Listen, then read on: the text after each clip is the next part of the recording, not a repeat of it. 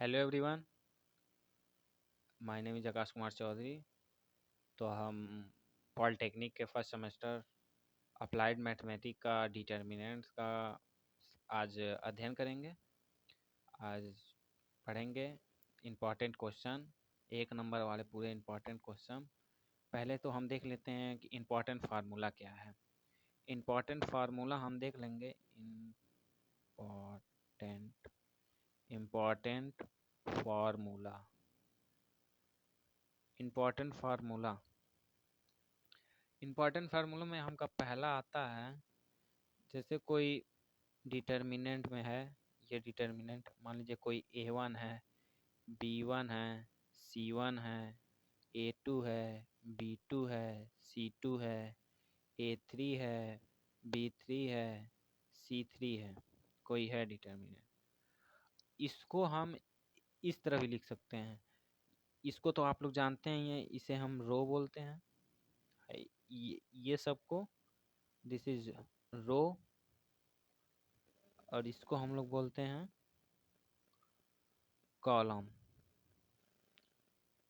Column column column बोलते हैं। इसको रो बोलते हैं, इसको कॉलम बोलते हैं। तो इस रो वाले को पहला रूल ये कहता है कि A1 A2 A3 अगर कॉलम में है तो उसको हम रो में कर सकते हैं। A1 A2 A3 B1 B2 B3 C1 C2 C3। इसको हम इस तरह भी लिख सकते हैं, इस तरह भी लिख सकते हैं। दूसरा हमारा फार्मूला कहता है कि अगर कोई डिटर्मिनेंट मान लीजिए रो 0 0 0 है और A1 A2 A3 B1 B2 B3 है, तो हम इसको इसको भी ऐसे 0 0 0 A1 A2 A3 B1 B2 B3 के इक्वल कर सकते हैं हम लोग। इंटरचेंज, इन सब की वैल्यू सब जीरो आती है। इन सब की वैल्यू जीरो आती है। या तो कोई रो में तीनों जीरो हो तो भी उसकी वैल्यू जीरो हो जाती है, उसकी आंसर डायरेक्ट जीरो कर दीजिए। या तो कॉलम में हो तो उसकी वैल्यू जीरो हो जाती है। या तो रो में हो या तो कॉलम में, उसकी वैल्यू जीरो हो जाती है। तीसरा हम लोग देखेंगे। तीसरा अब हम लोग देखते हैं। तीसरा देखते हैं। तीसरा आपका कहता है अगर कोई A1 B1 A1 A2 B2 A2 B3 A3 B3 A3 है। मान लीजिए कोई, या तो रो का ये कॉलम है, ये कॉलम और एक कॉलम, फर्स्ट कॉलम का पहला और ये थर्ड कॉलम दोनों इक्वल है। और अगर मान लीजिए रो में कर लीजिए इसको A1 A2 A3 B1 B2 B3 C1 नहीं A1 A2 A3, या तो दो रो ये दो कॉलम या दो रो अगर इक्वल है, अगर इक्वल हैं तो इसकी भी वैल्यू हो जाती है जीरो।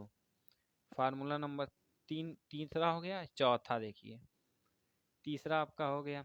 चौथा है अगर A1 B1 C1 A2 B2 C2 A3 B3 C3 अगर कोई डिटर्मिनेंट है तो इसको हम माइनस लगा के हम B1 B2 B3 A1 A2 A3 C1 C2 C3 कर सकते हैं। जैसे मतलब ये कॉलम था, ये भी कॉलम था। अगर कॉलम इंटरचेंज करेंगे तो माइनस करके हम इंटरचेंज कर सकते हैं। जैसे इसको इधर कर दिए, इसको इधर कर दिए हैं, ये था ना, ऐसे कर दिए हैं। अब पांचवा देखिए।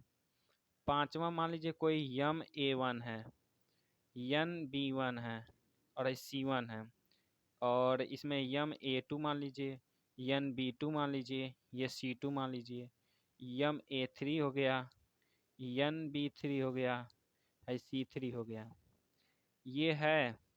तो हम इसको यम इंटू यन, मतलब इसमें से यम कॉमन, इसमें से यन कॉमन करके इसको हम लिख सकते हैं A1 B1 C1, A2 B2 C2, A3 B3 C3, इसे हम कर सकते हैं।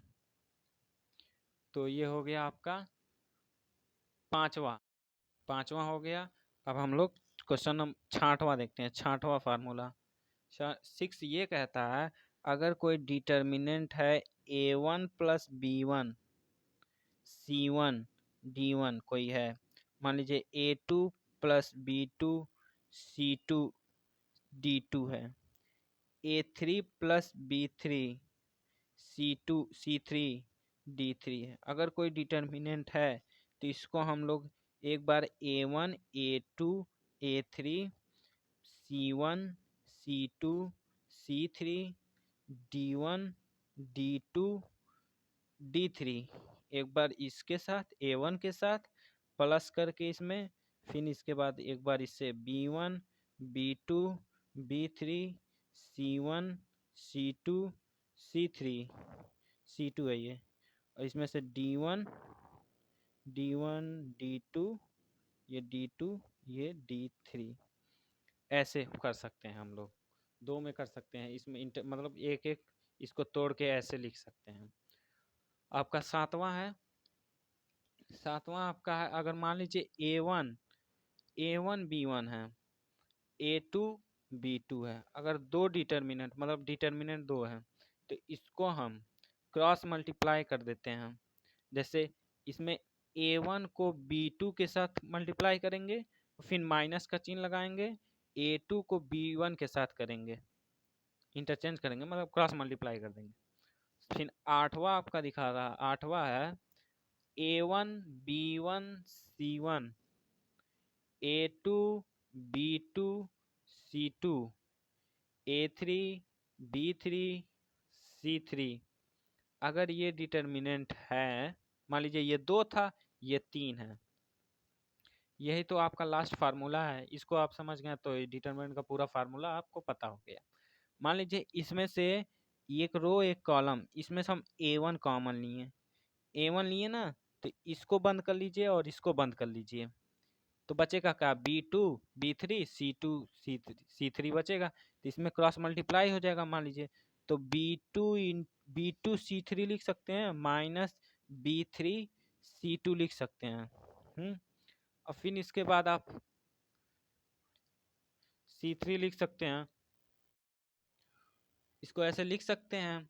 फिर मान लीजिए हम B1 कॉमन लिए, इसमें से माइनस यहाँ लगाएंगे B1 जब कॉमन लिए तो एक बार इसको रखिए, ढक दीजिए, और इसको ये ढक दीजिए, तो A2 A3 बच रहा है, C2 C3 बच रहा है, दिखाई दे रहा है आपको।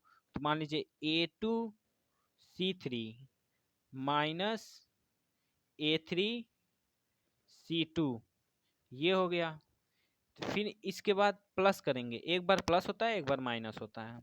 पहले देखिएगा ये प्लस हुआ है तो ये माइनस, फिर प्लस, फिर प्लस जब करेंगे, मान लीजिए C1 जब कॉमन लेंगे, ये C1 कॉमन लिए तो एक बार इसको ढकेंगे और इसको ढकेंगे, तो ये दोनों बचेगा A2 B3 और A3 B2। तो बचेगा हमारा A2 B3 minus A3 B2 बचेगा ना। तो ये हो गया आपका 8 फार्मूले डिटर्मिनेंट के जो तो आपका 8 तक ये फार्मूला हो गया। तो आज हम अब इसके बाद हम लोग करते हैं क्वेश्चन 1 मार्क्स का। 1 मार्क्स का 100% है कि ये आपका आएगा तो आएगा, 100% है कि इसमें से आता है 1 नंबर में।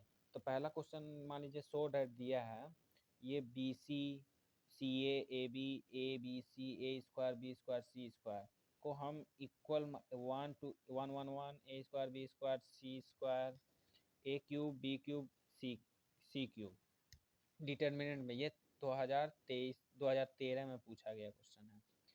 तो इसको अगर हम लेफ्ट हैंड साइड को इसके बराबर ये प्रूव कर दे तो हमारा left hand side right hand side है। तो मान लीजिए लेफ्ट हैंड साइड हमारा क्या है, B C C A B, A B C, A square B square C square, ये आपका लेफ्ट हैंड साइड है। क्या हम लेफ्ट हैंड साइड को अगर हम इसमें ये आप जानते हैं ये रो होता है, ये भी रो है, ये भी रो है, तो हम करते हैं ये हैं कि फर्स्ट मतलब रो 1, ये रो 1 है, 2 है, ये 3 है। फर्स्ट रो में हम मल्टीप्लाई कर देते हैं, मल्टीप्लाई बाय ए। अगर हम फर्स्ट रो में मल्टीप्लाई कर दिए ए से और सेकेंड रो में हम मल्टीप्लाई कर देते हैं बी से और थर्ड रो में अगर हम मल्टीप्लाई कर देते हैं सी से, तो इसके बाद हमारा क्या आएगा डिटर्मिनेंट। जब ये मल्टीप्लाई किए तो इसमें ए हो गया, तो इसमें हो गया ए बी सी, ये हो गया ए स्क्वायर, ये हो गया ए क्यूब, इसमें भी हो जाएगा ए बी सी, इसमें बी हो गया है, ये बी हो जाएगा, बी स्क्वायर हो जाएगा, ये बी क्यूब, इसमें हो जाएगा ए बी सी, सी स्क्वायर हो जाएगा, सी क्यूब, ये आपका हो गया। नेक्स्ट इसका हो गया डिटर्मिनेंट। फिर उसके बाद हम यहाँ कर देते हैं, इसके बाद ये क्वेश्चन यहाँ करते हैं, इसके बाद ये हो गया। अब ये हम लोग ये 8वां हम लोग देखे थे जब रूल नंबर 8वां नहीं 7वां रूल नंबर, ये रूल नंबर था ना कि यम A1 B1 यम एन और C1 यम A2 यन B2 C2 यम A3 यन B3 C3। तो इस ये डिटर्मिनेंट है कोई, तो इसको हम यम इंटू यन कॉमन लेके लिख सकते थे, A1 B1 C1 A2 B2 C2 A3 B3 C3, ये लिख सकते थे ना। तो इसी तरह इसमें खाली 1 है, यम ये तो इक्वल ही है, तो हम इसमें से 1 ए बी सी अगर निकाल लेते हैं तो इसमें हमारा बचेगा A B C, A square, A cube, A B C, B square, B cube, A B C, C square, C cube, ये हो गया 1/ABC से हम मल्टीप्लाई किए हैं। फिर उसके बाद आपका उसके बाद आप मान लीजिए 1/ABC कॉमन लिए हैं, तो इसमें यहाँ बचा है ABC, ए स्क्वायर, बी क्यूब, ए क्यूब, ये बचा ना ए क्यूब, और इसमें ये भी बचा है ABC, A cube, A square, B cube, A B C, A cube, A मतलब ये रहेगा बी स्क्वायर, ये सी स्क्वायर, ये सी क्यूब, ये हो गया था। फिर इसके बाद हम ऐसे ए बी सी कॉमन लिख सकते हैं, वही मैंने वाला फार्मूला ABC/BC, इसमें ये 1 हो गया आपका, ये भी 1, ये भी 1, ये हो गया ए स्क्वायर बी क्यूब, ए क्यूब, ये बी स्क्वायर बी क्यूब, सी स्क्वायर सी क्यूब, ये हो गया ना। तो ये तो हो गया 1, तो ये सब 1 हो गया, तो आपका क्या आया 1 1 1 ए square B square C square, A cube B cube C cube, ये हो गया। तो आपका RHS यही दिया था, तो RHS क्वेश्चन में यही दिया था आपका, क्वेश्चन में तो आपका यही क्वेश्चन दिया था ना, जैसे कहा था कि ये लेफ्ट हैंड साइड था ए स्क्वायर बी स्क्वायर और राइट हैंड साइड में निकालना था, तो हमारा RHS तो हमारा इक्वल आ ही गया, RHS तो सेम है, तो ये हो गया हमारा आंसर। ये इस तरह का क्वेश्चन 1 नंबर में पूछता है। अब 1 नंबर में पूछता है इस तरह का क्वेश्चन। फिर नेक्स्ट क्वेश्चन देखते हैं हम लोग। इसमें था मान लीजिए कोई क्वेश्चन दूसरा है कि एक डिटर्मिनेंट है, ये मान लीजिए 1 1 1 है, ये ए है बी है सी है, ये बी प्लस सी है, ये सी प्लस ए है और हमारा ए प्लस बी है, इज इक्वल टू 0 है, मान लीजिए कोई है। तो इसको करने के लिए मान लीजिए ये क्वेश्चन है, तो इसमें आप देखिए ऐसा क्या किया जाए कि जो कोई 0 की वैल्यू हो जाए, 0 हो जाए या कोई 1 हो जाए। तो मान लीजिए C3 है, ये कॉलम C3 में अगर हम C3 को C3 प्लस C2 जोड़ दें, अगर कॉलम में C3 में अगर हम C3 में C3 प्लस C2 जोड़ दें तो क्या होगा? अगर C3 में जोड़ देंगे हम तो ये तो 1 1 कॉलम 1 तो सेम रहेगा, कॉलम बी भी सेम रहेगा। C3 में जोड़ना है तो ये ए बी सी ए इसमें जोड़ गया, इसमें सी ए है तो ये भी हो जाएगा ए प्लस बी प्लस सी, और इसमें भी जोड़ेंगे तो ए प्लस बी प्लस सी। ये हो गया ना थर्ड रो में। तो इसमें से फिर उसके बाद वही फार्मूला लगाना है, उसके बाद वही फार्मूला लगाएंगे। मान लीजिए उसके बाद ये फार्मूला ऐसे लगाएंगे, उसके बाद ये फार्मूला लगाएंगे, फिर इसमें से 1 1 1 नहीं, इसमें से जैसे ये काट दीजिए, यहाँ से निकालेंगे तो ए प्लस बी प्लस सी ये कॉमन हो गया। फिर उसके बाद 1 1 1 ये हो जाएगा आपका ए बी सी, ये भी 1 1 1। तो अकॉर्डिंग टू दिस फार्मूला, मतलब फार्मूला के हिसाब से हम देखेंगे कि ये C1 ये कॉलम और ये कॉलम सेम है तो C1 is equal to C3, तो C1 इक्वल टू C3 होता है। अगर दो कॉलम या दो रो इक्वल होते हैं तो उसकी वैल्यू 0 होती है। आप फार्मूले में हमने पढ़ा गया है, तो हम लोग का ये आंसर हो गया। ऐसे भी एक नंबर में ये भी क्वेश्चन पूछता है। ये सब मतलब अच्छे क्वेश्चन है। नेक्स्ट क्वेश्चन देखते हैं। नेक्स्ट क्वेश्चन में आपका तीसरा क्वेश्चन हम देखते हैं। तीसरा क्वेश्चन भी अच्छा है, वो दूसरा वाला क्वेश्चन 2015 में पूछा गया था। तीसरा क्वेश्चन, क्वेश्चन नंबर तीसरा आप देखेंगे। क्वेश्चन तीसरा है, मान लीजिए कोई डिटर्मिनेंट है, ये है मान लीजिए 1 ओमेगा, इस ओमेगा स्क्वायर ओमेगा में दिया हुआ है, omega square 1 omega square 1 omega is equal to 0। ये है क्वेश्चन है आपका, 0 के बराबर प्रूव करना है। ये भी क्वेश्चन आया है 2012 में, पॉलिटेक्निक में 2012 में ये क्वेश्चन आया है। तो इसको सॉल्व करना है। कैसे होगा सॉल्व? इसको हम सॉल्व करेंगे, बहुत ईजी मेथड है। इसमें अगर मान लीजिए R1 है, R1 में अगर ये R1 है, हमको पता है 1 plus omega square is equal to होता है 0। 0 होता है 1 प्लस ओमेगा, हाँ इसकी वैल्यू होती है आपकी 0 हो जाती है, 0 हो जाता है। तो इसकी वैल्यू होती है 0।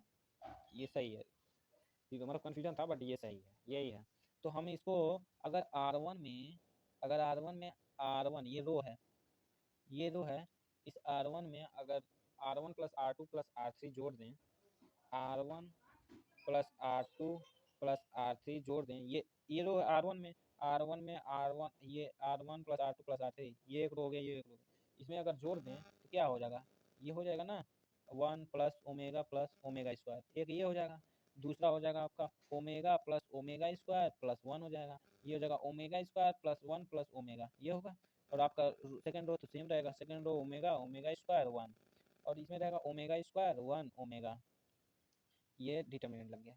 तो हमको पता है ये देखिए 1 plus omega square 1 plus omega square 1 plus omega square 1 plus omega square, तो इसके जगह हम 0 रख सकते हैं। तो ये भी 0, ये भी 0, ये भी 0, 0 हो गया। ये बचा ओमेगा स्क्वायर 1 ओमेगा, ये 3 बचा ना। तो इसके बाद हम इज इक्वल टू 0 कैसे, इज इक्वल टू 0 क्या है, ये क्यों हुआ? अब हम फार्मूले में देखें, या तो कोई रो अगर 0 हो जाए या कोई एक कॉलम अगर पूरा 0 हो गया तो इसकी वैल्यू 0 हो जाती है। तो ये प्रूफ हो गया, इसकी वैल्यू ये 0 हो गया। ये आपका इंपॉर्टेंट क्वेश्चन में से एक और था, तीसरा इंपॉर्टेंट क्वेश्चन था। अब इसमें चौथा इंपॉर्टेंट क्वेश्चन देखते हैं। चौथा चार क्वेश्चन, आज 6 क्वेश्चन तो लगाएंगे, 6 या 7 क्वेश्चन, 1 नंबर वाला क्वेश्चन डन करना है। क्वेश्चन नंबर चौथा देखेंगे आप। तो चौथा आपका है, ये प्रूव करना, ये भी प्रूव है। ये है x plus y plus z plus x, ये है जेड, ये एक्स, ये वाई, 1 1 1। बहुत ईजी है क्वेश्चन, आराम से कीजिए, कोई दिक्कत नहीं है। अगर इज इक्वल टू इसको दिखाना है 0 के, अगर इस क्वेश्चन में हम क्या सोचिए इस क्वेश्चन में हम क्या करें कि वो जो 8 फार्मूले हुए हैं इस पे वैलिड हो जाएं। तो अगर हम इसमें एक्स वाई, इसमें अगर R1 में R1 प्लस R2 जोड़ दें तो एक्स प्लस वाई जेड हो जाएगा, इसमें भी जेड हो जाएगा, इसमें। हाँ तो ये अगर हम R1 में R2 प्लस R1 जोड़ दें तो क्या हो जाएगा? एकदम हो जाएगा। तो R1 में जोड़ेंगे तो x plus y plus z आएगा ना, x plus y plus z. फिर दूसरा आएगा x plus y plus z, फिर तीसरा आएगा x plus y plus z. ये आपका आ जाएगा, 3 आएगा। और इसमें से ये तो R2 तो रहेगा same, x one x y x z 1 1 1, ये हो गया। ये आपका हो गया इज इक्वल टू इसको 0 मान लीजिए। इसमें से आप x y plus z common ले लिए हैं, इसमें से क्या बचा 1 यहाँ बचा, ये भी 1 ये भी 1, ये जेड बचा, ये एक्स बचा, ये जेड बचा और एक्स बचा और वाई बचा, इसमें से 1 1 1 ये 3 हुआ।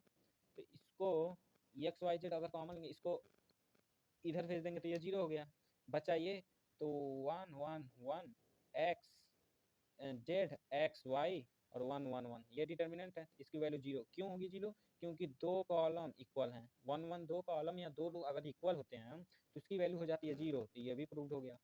ऐसे क्वेश्चन मतलब तमाम क्वेश्चन हैं ऐसे जो एक नंबर में पूछे जाते हैं, एक नंबर में एकदम ईजी तरह से पूछे जाते हैं। और ये क्वेश्चन जानते हैं आप कितने में पूछा है, ये क्वेश्चन आपका पूछा है 2011 में, पॉलिटेक्निक यूपी पॉलिटेक्निक में 2011 में ये एक नंबर में पूछा गया क्वेश्चन है। अब इसके बाद हम लोग इसके बाद क्वेश्चन देखते हैं यार, पांचवा हो गया, 5 क्वेश्चन तो हो गया, नहीं 4 क्वेश्चन हुआ है। अब आप देखते हैं क्वेश्चन नंबर 5। क्वेश्चन नंबर ये सब एक ही नंबर वाला ही है, इसमें डिटर्मिनेंट है कोई 1 1 1 x x plus y x हो गया, y y x plus y ये है डिटर्मिनेंट कोई। सॉल्व करेंगे, सॉल्व इसमें आप सोचिए आप कि हम क्या करें कि कैसे क्या हो जाए, इसमें से क्या हम सोचें कि कैसे क्या हो जाए, सोचे क्या कि क्या हो जाए। अगर हम एक्स है वाई आर वन में देखेंगे तो एक्स वाई है, अगर आर टू में देखेंगे तो एक्स वाई है। अगर आर वन को R one minus R two करेंगे, आर वन ये आर वन को R one minus R two जब करेंगे, R one minus R two करने पे क्या हो रहा है, ये मान लीजिए आर वन है, आर टू करेंगे माइनस तो एक्स एक्स कट जाएगा, बचेगा माइनस वाई बचेगा, तो यहाँ बचेगा क्या 0, तो मतलब कुछ हो रहा है, कुछ 0 हो रहा है, देखते हैं करते हैं। तो ये करेंगे तो इसमें से आर वन में और फिर इसके बाद आर टू में, अगर आर टू में R two minus R three कर देंगे, आर टू में ये इससे करेंगे फिर इससे 0 हो जाएगा, इससे करेंगे तो माइनस हो जाएगा तो एक्स वाई बस बचेगा, ऐसे करेंगे तो वाई बचेगा, तो हो जाएगा। आर वन पहले तो ये वाला फार्मूला, इससे ऊपर किए हैं तो कितना बचा है, इससे आप किए हैं तो 0 बचा है 1 माइनस 0, इसमें से इसमें किए हैं तो माइनस वाई बचा है, फिर उसके बाद ये किए हैं 0 बचा है वाई में 0 0, फिर इसके बाद आपका ये इसमें से ये वाला तो आपका सेम रहेगा, आर टू भी चेंज होगा, क्योंकि आर टू को R two minus R three करेंगे तो आर थ्री करेंगे तो ये भी 0 हो जाएगा, ये करेंगे तो प्लस खाली वाई रह जाएगा, और इसमें करेंगे तो एक्स वाई वाई कट जाएगा माइनस एक्स बचेगा, और फिर इसके बाद आर थ्री तो सेम रहेगा x y x plus y, ये हो गया आपका। अब आप तोड़ दीजिए, बहुत इजी वे में तोड़ दीजिए इसको, जैसे वो वाला इधर से ये और इधर से ये करके, मान लीजिए 0 से 0 ये कॉमन हो गया तो ये रोकेंगे तो 0 से कोई मल्टीप्लाई करेंगे आप तो 0 ही आएगा, तो इससे हम 0 के बदले 0 ही, फिर एक बार और 0 मान लीजिए, एक बार ये वाला कॉमन नहीं है तो आपका ये रो और ये बीच वाला बंद होगा, तब भी 0 है तो फिर 0 आ गया, फिर उसके बाद हम इसके बाद इसमें ये 1 कॉमन लेंगे, मान लीजिए एक रो को एक सीक्वेंस बनानी है, फिर इसके बाद प्लस 1 कॉमन लेंगे, तो 1 कॉमन लिए, 1 कॉमन लिए तो इसको बंद कर दीजिए और इसको बंद करिए, क्या दिख रहा है आपको minus Y 0 Y minus X, तो minus Y into minus X ये मल्टीप्लाई एक में, फिर माइनस वाई इंटू 0, एक बार इससे मल्टीप्लाई एक बार इससे मल्टीप्लाई हुआ ना, तो ये तो 0 0 कुछ नहीं, यहाँ बचा माइनस माइनस मल्टीप्लाई करेंगे प्लस हो जाएगा तो वाई एक्स हो गया, फिर माइनस इसमें अगर 0 से मल्टीप्लाई करेंगे तो 0 आएगा, तो इसकी वैल्यू आ गई आपकी एक्स वाई, आंसर यही, यही आपका आंसर है, यही है क्वेश्चन, यही प्रूव करना था, ये प्रूव नहीं मतलब यही सॉल्व करके यही आएगा, प्रूविंग नहीं था, ये सॉल्व कीजिए ये था। तो एक्स वाई आपका आंसर आया, ये क्वेश्चन जानते हैं आप किसमें आया, एक 2010 में आया था ये question. Question number 6, question number 6 देखते हैं, क्वेश्चन नंबर 6 है आपका, question number 6, find find the, इसमें हमको निकालना है वैल्यू ऑफ एक्स का, एक्स की वैल्यू निकालनी, मान लीजिए एक डिटर्मिनेंट 3x एक्स 1, कोई एक डिटर्मिनेंट ये है इज इक्वल टू 3 4 2 1 ये है, जानते हैं ऐसा क्वेश्चन एकदम 100% ऐसा क्वेश्चन एक नंबर में आता है, और डिटर्मिनेंट से तो फिक्स है एक नंबर में आता है, इससे क्योंकि अलजेब्रा का पार्ट 1 का पार्ट है और इसमें 12 नंबर आएगा तो इसमें से 100% ये क्वेश्चन इसमें से आना आना तय है, एक नंबर में आना भी तय है, तो इसमें तो आप वही वाला फार्मूला लगाइए, क्रॉस मल्टीप्लाई कर दीजिए, तो 3 इंटू 1 करेंगे, फिर माइनस एक्स इंटू एक्स करेंगे, हाँ, फिर इसके बाद 3 इंटू 1 करेंगे, फिर माइनस 4 इंटू 2 करेंगे, तो इसका करेंगे 3 हो जाएगा, इसका करेंगे तो x square x square is equal to 3 minus 4 गुना 4 इज टू 2 8 हो जाएगा, तुम्हारा मेरा ये 3 minus x square is equal to minus कितना हो गया, -5 हो गया, -5 हो गया। फिर इसको इधर ही रहेंगे, तो इसको इधर ले जाएंगे तो ये भी माइनस में हो जाएगा, तो माइनस माइनस कट जाएगा, तो आपका minus x square is equal to -5, इसको इधर ले गए तो 3 आ गया, तो minus x square is equal to minus minus minus 8 हो गया, ये भी कट गया, ये भी कट गया, तो x square is equal to 8। तो 8 ऐसा इसको तोड़ा जाए कि एक्स की वैल्यू, तो एक्स की वैल्यू कितने आ जाएगी, तो 2 दूना 4, 4 दूना 8, ये होगी ना, एक बार प्लस एक बार माइनस, प्लस माइनस 2√2 आएगा इसकी वैल्यू। ठीक है, ईजी थी कि नहीं, तो नहीं दिखी, देख लीजिए यही है, यहाँ से माइनस एक्स स्क्वायर -5x, फिर इसके बाद इसको इधर भेजे थे 3 को, फिर उसके बाद माइनस माइनस कट गया था, एक्स स्क्वायर 8 हो गया था, फिर उसके बाद इसको ऐसा डिवाइड किए तो ये आया आपका। तो ये मतलब एक नंबर का क्वेश्चन डन हो गया। इस मतलब इसी टाइप के क्वेश्चन आएंगे। ये जानते हैं आपको क्वेश्चन कौन किस में आया था, 2017 में, देखिए 2017 में आया था और जितना ईजी था, एक्स की वैल्यू निकालना था, बहुत ईजी क्वेश्चन था। इसी तरह का क्वेश्चन आपका एक नंबर में डिटर्मिनेंट से पूछा जाएगा और पूछता है और पूछा जाएगा, पूछ रहा भी है, एकदम फिक्स है कि 100% एक नंबर में आना तय है। तो थैंक यू। इस अगर वीडियो अच्छी लगी हो तो लाइक करिएगा, सपोर्ट करिएगा हमको, और यूट्यूब चैनल को सब्सक्राइब कीजिएगा और शेयर कीजिएगा। यूपी पॉलिटेक्निक फर्स्ट सेमेस्टर का यूट्यूब पॉलिटेक्निक फर्स्ट सेमेस्टर का वीडियो अपलोड होने लगा है, मैथ का फर्स्ट चैप्टर नहीं, चैप्टर 4 है, बट ये एक मेजर पोर्शन है डिटर्मिनेंट। इससे आपका क्वेश्चन फिक्स है, एक 5 नंबर में आएगा, एक 3 नंबर में आएगा, एक एक नंबर में आएगा, ये फिक्स है। और 2 नंबर में भी आता है, आएगा, वो भी क्वेश्चन आएगा। और नेक्स्ट वीडियो में आपका 2 नंबर वाला क्वेश्चन होगा। तो थैंक यू।